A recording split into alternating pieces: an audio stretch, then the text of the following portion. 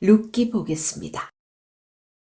룻기서는 역사서의 세 번째 책이지만 율법서와 선지서와 성문서로 구성되어 있는 이 히브리어 성경에서 성문서에 속합니다. 성문서에는 5권의 책이 있는데 아가서, 에스더서, 전도서, 예레미야, 애가, 그리고 룻기 이렇게 5권입니다. 이 5권의 책들은 짧은 성경들이죠. 그런데 이 성경을 양피지 두루마리에 기록을 했는데 이것을 메길롯이라고 하기도 하고요. 5 두루마리라는 뜻의 오축이라고 부르기도 합니다. 이 책들은 이스라엘 사람들이 꼭 기억해야 될 그 절기 때마다 이 책들을 한 권씩 읽었는데요. 6월절에는 아가스를 읽었고요. 그리고 77절에는 룻기를 읽었습니다. 그리고 초막절에는 전도서를 읽었습니다. 그리고 성전 파괴일을 기념하는 수전절에는 예레미야 애가서를 읽었습니다. 그리고 불임절에는 에스더서를 읽었죠. 그런데 지금 우리가 사용하는 성경인 이 70인역에서는 역사적 순서에 의해서 사사기 다음에 배치하여서 오늘날 우리가 그 순서에 따라서 읽고 있습니다. 룻기는 이스라엘 백성들이 77절에 읽었습니다. 룻기의 배경이 보리 추수하는 시기잖아요. 보리 추수를 해서 하나님께 올려드린 그 절기 77절에 이 룻기서를 읽었는데요. 77절은 구원받은 이스라엘 백성이 가나안에서 첫 농사를 지어서 그 첫 열매를 드리는 그런 절기잖아요. 우리를 구원하신 예수 그리스도가 부활의 첫 열매가 되셨죠. 그랬듯이 우리의 부활의 소망을 또 보증하는 그런 소망이 되는 것을 알게 하는 그런 절기이기도 합니다. 룻기에서 이방 여인 룻이 구원을 얻게 된 것이 그녀의 어떤 특별한 노력이 아닌 그가 어머니의 하나님이 나의 하나님이 되고 하면서 그 믿음의 고백을 하거든요. 이방 여인 룻의 그 믿음의 고백과 오직 말씀에 순종한 것 외에는 룻이 별도로 한 것이 없습니다. 그래서 이 룻기는 예수 그리스도를 믿어서 구원을 얻는 것이 어떤 특정한 택한 백성만이 아닌 그 누구라도 예수 그리스도를 나의 구주로 모시고 내 죄를 대신하여 그분이 돌아가셨다는 그 사실을 믿는 그 믿음의 고백을 하고 하나님께서 말씀하신 예수님께서 말씀하신 그 말씀을 믿고 순종하는 것이 구원을 얻는 길임을 이 룻기서를 통해서도 분명히 보여주고 있습니다. 그렇기 때문에 또한 그 사실은 우리에게 큰 소망이 되는 책이기도 합니다. 룻기의 주요 등장인물을 보겠습니다. 주요 등장인물은 룻과 보아스와 나오미 이 세 사람이 주요 등장인물이고 다른 사람들은 이름만 언급되는 경우도 있고 특별히 역할이 크게 없습니다. 룻은 3달 만에 인생이 바뀐 그런 사람이죠. 그리고 보아스는 기업 물을 자로서 예수 그리스도를 믿고 구원받은 사람의 삶의 모습에 표본을 보여주는 사람입니다. 그리고 나오미, 이 나오미는 시어머니잖아요. 룻을 보아스에게 인도한 사람이죠. 여기서 기업을 물은다는 뜻이 무슨 뜻인가 궁금해하는 분이 있을 거예요. 그리고 우리나라의 정서로 보았을 때 룻이 아무리 친족이라도 그렇지 다른 남자와 사이에서 결혼한 여자가 어떻게 그 사이에서 아이를 낳을 수 있지? 정말 이해가 안 될 것입니다. 이것은 이스라엘의 그 당시의 풍습 그리고 하나님께서 명령하셨던 그 일들을 우리가 알지 못하면 이해할 수가 없습니다. 이스라엘에는 고헬이라고 하는 계대 결혼 풍습이 있었습니다. 이것은 한 가문에 자녀가 없이 대가 끊기는 것을 막기 위해서 그리고 이스라엘에서는 여인이 남편이나 아들 그로부터 권한이 있었고 그 여인이 그 아들이나 남편으로 인해서 살아갈 수가 있었는데 남편이 아들을 낳지 못하고 죽어버렸어요. 그러면 그 남편의 동생이 그 형수와 사이에서 형의 아이를 낳아줘야 되는 거예요. 그리고 형제가 다 죽어버리고 없어요. 만약에 전쟁에서 뭐 그럴 수도 있잖아요. 그러면 그 친족 중에서 가장 가까운 사람이 가장 가까운 순서대로 그 집에 아이를 낳아줘야 했었습니다. 단 아이를 낳아주면은 자기 아이가 아니고 그 여인의 아이가 됩니다. 그 여인이 그 집 가문을 이어줘야 되기 때문이죠. 그래서 창세기 38장에 다말과 유다 사건을 보면 바로 그 일 때문에 일어나는 일이거든요. 유다가 아들이 셋이 있었잖아요. 그런데 첫째 아들이 아들이 없이 죽습니다. 그랬을 때 둘째를 들여보냈는데 둘째가 자기가 아이를 낳아도 자기 것이 되지 않을 것을 알고 설정합니다. 그래서 하나님께서 죽입니다. 그건 하나님 명령을 어겼기 때문이죠. 그래서 유다는 큰아들도 둘째 아들도 그래서 다말에게 들어갔다 죽었기 때문에 막내 셋째가 자랐어도 그 다말에게 주지 않습니다. 그리고 다말은 친정으로 보내버리죠. 그랬다가 이제 다말이 아무리 생각해도 자기가 기업을 잊지 못할 것 같으니까 정말 여인으로서는 가장 불쌍한 자가 되는 거거든요. 그래서 시아버지를 꼬셔가지고 변장을 해서 시아버지의 아이를 낳잖아요. 그래서 베레스와 세라가 되죠. 그 베레스의 계보로 예수 그리스도가 오니까 그런 걸 보더라도 하나님 나라의 백성은 절대로 끊어질 수 없이 대가 이어져야 함을 보여주기도 합니다. 그래서 그런 고엘이라는 계대 결혼 풍습을 이해하시고 보아스와 룻의 이야기를 보아야 이해가 될 것입니다. 룻기는 평범한 사람들의 그런 삶의 이야기를 하는 것 같습니다. 그런데 그 가운데 하나님의 율법이 들어 있습니다. 율법을 저버리고 나만 잘 살겠다고 이방으로 떠났던 사람들이 어떤 삶을 맞이하게 되는지 그 시작의 슬픈 이야기부터 시작이 되죠. 하나님의 징계를 피해 도망갔다가 다 잃어버린 후에 하나님께 돌아왔을 때 그들의 그 삶 가운데 하나님의 말씀, 그 율법을 살아내는 한 사람의 그 인애, 헤세드, 그 인애로서 텅 비었던 그 가정이 다시 채워지는 회복의 역사를 보여주는 책이기도 합니다. 한 가정의 평범한 일상이 하나님의 구속 사역을 이어가는 멋진 사랑의 이야기가 바로 룻기인 것입니다. 칠흑같이 어둡고 암울한 사사시대에 한 줄기 가느다란 소망의 빛을 비춰주는 그런 이야기입니다. 또한 룻기는 하나님의 백성인 엘리멜렉의 가정이 하나님의 징계를 피해서 이방 땅인 모압으로 가서 맞이하게 되는 이 모압 여인 룻이 어떻게 예수 그리스도의 족보에까지 그 이름이 오르게 되는지 그것을 우리는 보게 될 것입니다. 룻기의 구성을 보겠습니다. 룻기는 1장 1절에서 5절이 서론에 해당됩니다. 이 나오미의 정말 비참한 인생을 얘기해주고 있습니다. 베들레헴에 흉년이 들어서 가족 전체가 모압으로 이민을 갔습니다. 그런데 그 이민을 간 그 모압 땅에서 남편이 죽고 그리고 두 아들이 죽은 사실을 언급해주고 있습니다. 그리고 1장 6절부터 22절까지 여기서 모압에서 베들레헴으로 이제 돌아오는 나오미와 룻의 이야기가 전개되고 있는데요. 떠났던 베들레헴에 이제 양식이 있게 되었다는 소식을 나오미가 듣게 됩니다. 그래서 베들레헴으로 다시 돌아오게 되죠. 그때 나오미가 돌아와서 고백하는 것이 풍족하게 나갔다가 여호와께서 비어 돌아오게 하셨다라는 이런 표현을 합니다. 그런 걸로 봐서는 이 나오미 가정이 엘리멜렉 남편의 이름이죠. 이들은 처음에 아주 부유했던 그런 집안이었던 것 같습니다.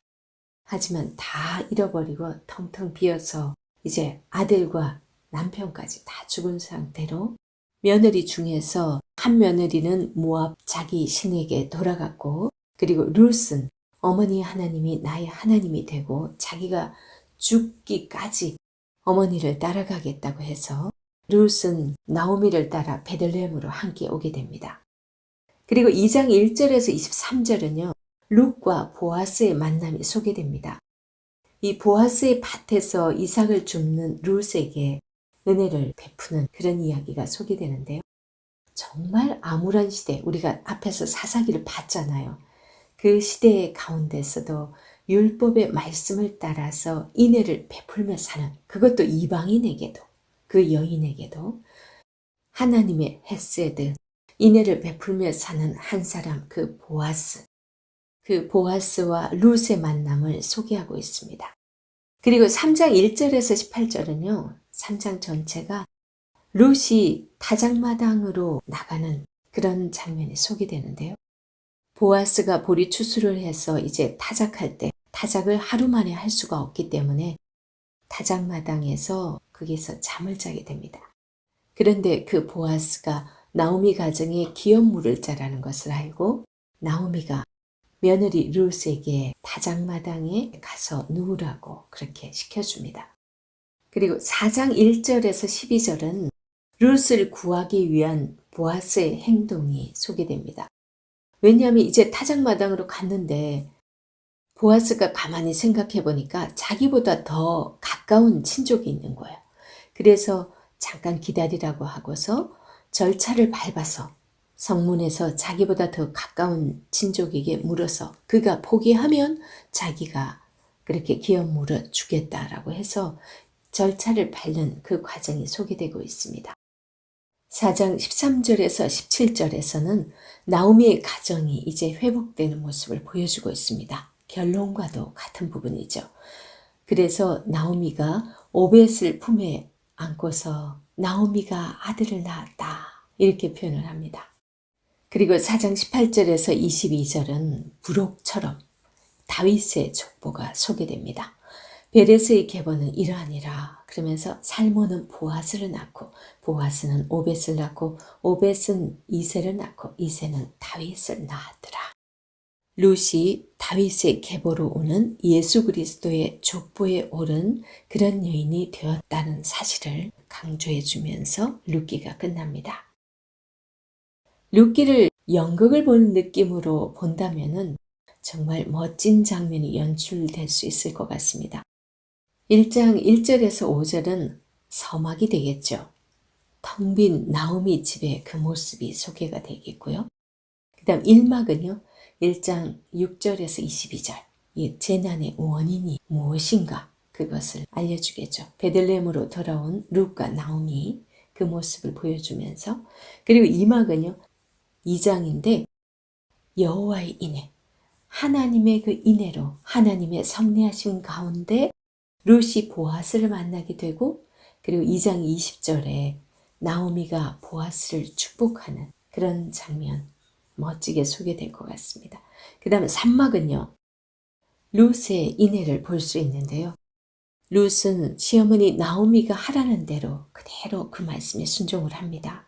그래서 그 가정의 기업을 이어주는 자리로 나아갑니다. 어머니의 말씀대로 내가 다 행하리이다. 이렇게 3장 5절에서 얘기하고 있죠. 그리고 4막은 주제는 이제 보아스의 인애가 될 것입니다. 룻기 4장 1절에서 12절 여기 보면 보아스가 정식적인 절차를 밟아서 이제 나오미 가정의 기업물을 자가 되어주는 그런 부분들이 소개될 수 있겠죠. 그리고 이제 결론과도 같은 결미의 이제 주제는 다 채워진 앞에 처음에 텅 비었다면 이제 채워진 나오미 가정이 소개되고 있습니다. 그것도 예수 그리스도의 족보를 잇는 그런 가문이 되는 그런 당당한 채워짐입니다. 그래서 룻기의 주제는요. 텅 빔에서 채워짐이라고 볼 수 있습니다. 또 하나의 주제는 은혜와 인애인데 여호와 하나님의 인애는 하늘에서 뚝 떨어지는 것이 아니라 사람의 인애로서 그것이 이 땅 가운데 실현되고 각 사람에게 전달된다라는 것을 잘 보여줍니다. 그리고 또 한 가지는 기업을 물으시는 우리의 구주 예수 그리스도입니다. 아무리 대가 끊기고 소망이 다 끊어졌다 할지라도 예수 그리스도를 믿음으로 고백하고 그의 말씀에 순종하는 자에게 다윗의 족보를 통해서 이어지는 그 가문이 이어지고 그리고 모든 필요가 채워지는 그런 것을 잘 보여주고 있습니다. 룻기 이해의 팁을 한번 보도록 하겠습니다. 1장 1절에서 5절에 소개되는 사사들이 치리하던 때에 이런 표현을 쓰고 있죠. 시기를. 그것이 주는 의미와 그 다음 빵집을 의미하는 베들레헴에 빵이 떨어져서 흉년이 들어서 이방 땅까지 이민을 갔다가 남편과 두 아들을 잃어버린 그 나오미의 모습은 이 4장 마지막에 나오는 다윗으로 이어지는 베레스의 계보와 정말 대조를 이룰 정도로 아주 텅 빔에서 완전히 채워짐으로 그 이야기를 끝맺고 있다는 거예요. 이렇게 룻기는 영적인 암흑기에서 왕이 없어서 자기 소견에 옳은 대로 행하였던 그 사사기와 이스라엘의 최고의 전성기 다윗의 시대, 즉 왕이 있는 시대를 대비시킴으로써 텅 빈 시대에서 채워진 시대로 전환될 것을 기대하게 해줍니다. 룻기가 암울한 사사시대를 배경으로 하고 있지만 진정한 왕이 없는 시대에 진정한 왕으로 오실 예수 그리스도로 인해서 그 소망이 없는 자에게 참 소망을 바라볼 수 있게 해주는 책입니다. 룻기에는 하나님께서 직접 말씀하시는 부분이 없어요. 사람들의 입을 통해서 여호와라는 이름이 언급은 되고 있지만 하나님은 어디에 계신지 직접 나타나진 않습니다.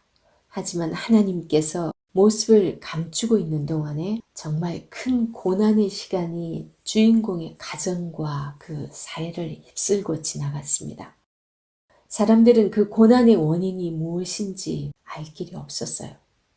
하지만 돌아보면 그 순간에도 하나님께서는 그들을 지켜보시면서 묵묵히 그 인애를 베풀고 계셨다라는 것을 우리는 알 수 있습니다. 그러지 않았다면 베들레헴에 양식을 주시는 일은 결코 생기지 못했겠죠. 그러한 일은 사람의 능력으로 할 수 없는 일이기 때문입니다. 또한 룻과 보아스의 그 만남 또한 우연으로 보여지긴 하지만요.